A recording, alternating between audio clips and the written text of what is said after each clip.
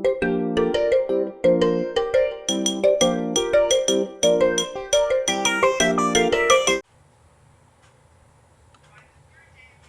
troisième jour de l'attaque, l'UPC a érigé un barrage routier sur la route allant à Kilo. Et ils ont commencé à attaquer les civils et les combattants Lendu à Sayo et Nzebi. Comme vous le voyez sur l'écran.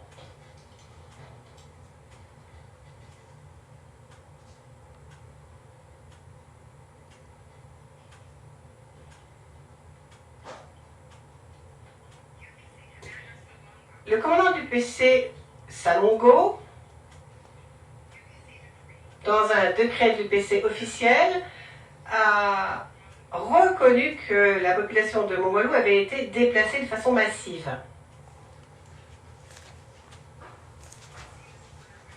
Cet ordre est à l'écran. Le 10 décembre 2002, depuis Mongwalu, le commandant Salongo déclare, et je cite, la cité de Mongwalu a été, ce sont ses mots, libérée à la date du 24/11/2002. Ce qui a créé une période de désordre et le départ massif de la population. Fin de citation.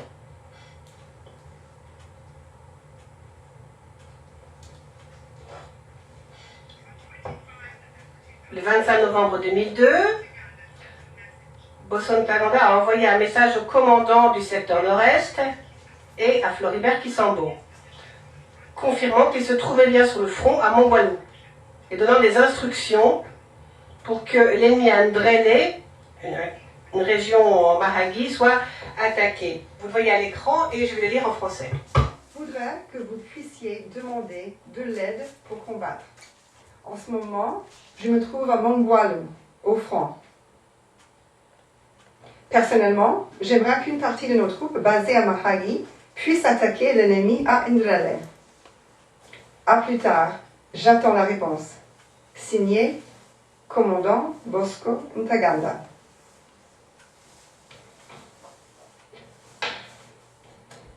In Mongwalu. À Mongwalu,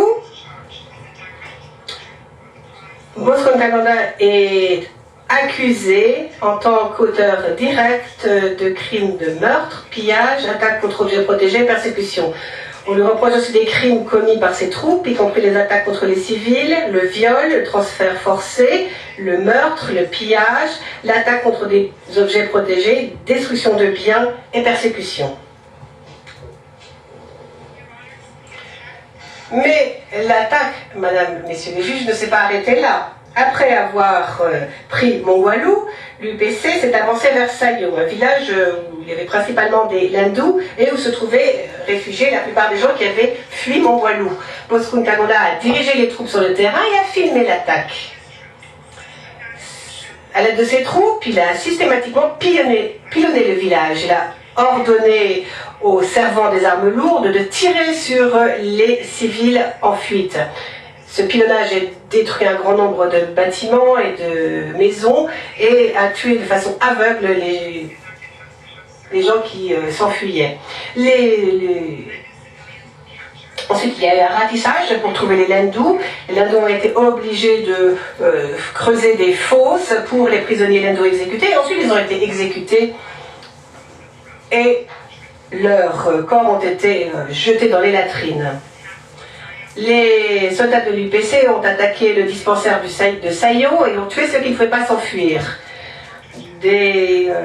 Après l'assaut, on a trouvé des mares de sang et des cartouches, ainsi que les restes d'une femme et de son enfant qui avaient été à moitié enterrés. Des douzaines de corps de civils ont été trouvés ensuite avec soit des membres qui avaient été amputés ou avec des blessures par balle. Un témoin vous dira qu'il a enterré lui-même un grand nombre de corps à l'extérieur du dispensaire de Sayo. Bosco Ntaganda a aussi attaqué l'église locale où les gens avaient essayé de se réfugier, y compris les vieillards. L'un de ces gardes du corps a entraîné un homme pour le sortir de l'église et lui a tiré dessus. Et le reste des gens dans l'église ont été tués plus tard. Bosco Ntaganda lui-même a interrogé et exécuté un colonel à la retraite appelé Lusala. Il a aussi exécuté un handicapé mental appartenant à l'ethnie Loulou, ainsi que 3 hommes, 3 parents de cette personne près de l'église de Sayo. Ensuite, sous le commandement de Bosco Ntaganda, les soldats du PC et les civils EMA ont pillé la ville en prenant les toits en tout ondulés, les vêtements, les meubles, et pour charger tout ça dans des véhicules. Et bien sûr, il y a eu des viols de femmes pendant cette attaque. Ensuite, les soldats du PC ont incendié les maisons en paille, alors que leurs habitants étaient encore à l'intérieur. Le village entier était en flammes. En janvier 2014, l'accusation a réalisé des exhumations liées à ces 2 attaques, y compris à Sayo. Et je vais maintenant vous présenter une vidéo de Sayo, du village, qui a été filmée pour cette mission scientifique. Vous verrez Sayo, le village, vous verrez les repères dont les témoins vont parler, y compris le dispensaire, l'église et le site des fosses communes.